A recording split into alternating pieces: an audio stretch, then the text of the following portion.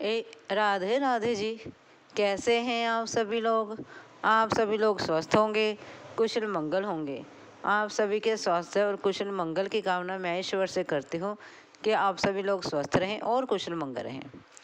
राजा के दरबार में एक मंत्री था। वह बुद्धिमान था, बहुत ज़्यादा ही बुद्धिमान था। जो राजा था वह अपने मंत्री से बिना पूछे कोई कार्य नहीं करता था।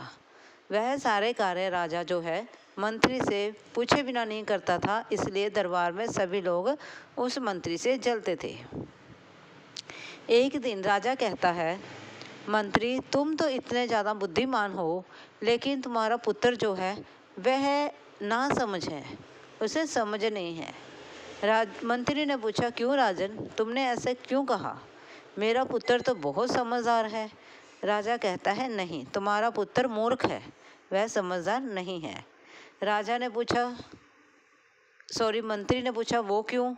राजा ने कहा, जब मैं पूरे राज्य में घूमने के लिए जाता हूँ तब तुम्हारा पुत्र भी वहाँ पर होता है।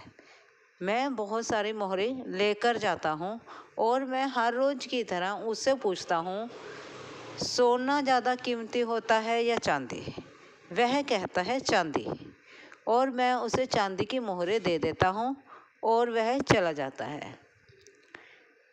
वह मंत्री सोचता है, ऐसा क्यों होता है? वह मंत्री कहता है, कोई बात नहीं राजन, मैं इस चीज़ की पड़ताल करूँगा और फिर आपको बताऊँगा।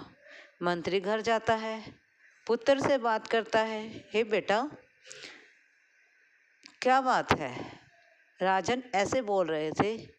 तो वह जो बालक होता है, वह लड़का होता है, अपने पिता से कहता है, हे पिताजी, ऐसा है कि राजा साहब हर रोज राज्य में आते हैं, उनके पास खूब सारी मोहरें होती हैं चांदी और सोने की। वह मुझसे पूछते हैं, सोना कीमती है या चांदी? मैं कहता हूँ चांदी। वह मुझे चांदी की मोहरें, कुछ मोहरें देते हैं और चले जाते हैं।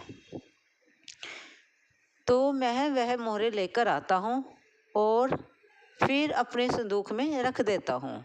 फिर वह लड़का जो है मंत्री को हाथ पकड़कर अंदर ले जाता है और वह संदूक खोलता है और दिखाता है, उसमें बहुत सारी चांदी की मोहरें होते हैं।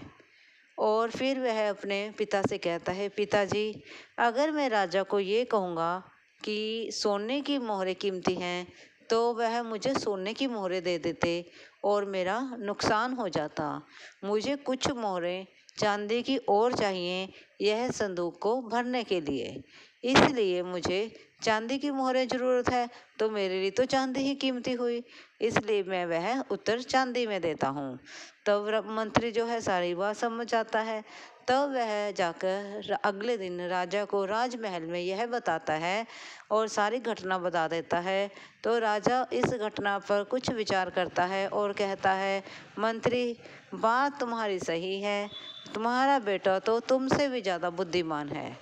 और इस प्रकार से मंत्री के बेटे ने अपनी बुद्धिमत्ता की परीक्षा में सफल होकर राजा की जो है वह खरा उतरा और उसने यह साबित कर दिया कि मंत्री का बेटा मूर्ख नहीं है, वह भी बुद्धिमान है और वह समझदार है।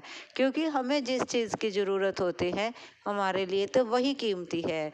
तब हम ये नहीं देखते हैं कि हमारे लिए मिट्टी महंगी है या सोना महंगा है। हमारे लिए जिस चीज़ की ज़रूरत है वही हमारे लिए कीमती है। देखो जी, प्यास हमें पानी की लगी हो, कोई हमें रोटी खाने को दे तो हमें रोटी थोड़ी अच्छी लगेगी, हमें तो पानी ही पीना है तो पानी ही अच्छा लगेगा। इसलिए हमें जिस चीज़ की ज़रूरत है वही हमारे लिए बहुमूल्य है। हमें सोने और चांदी से कोई फ़र्क नहीं पड़ता। जिस प्रकार से उस बालक को चांदी की मोहरों की ज़रूरत थी तो वह सोने की क्यों लेता? इसी प्रकार से हमें भी, हमारे लिए भी वही चीज़ कीमती है जिसकी हमें ज़रूरत है। अगर आपको मेरी यह छोटी सी कथा अच्छी लगी हो, प्लीज़ प्लीज़ प्लीज़ लाइक और सब्सक्राइब ज़रूर करें। धन्यवाद जी।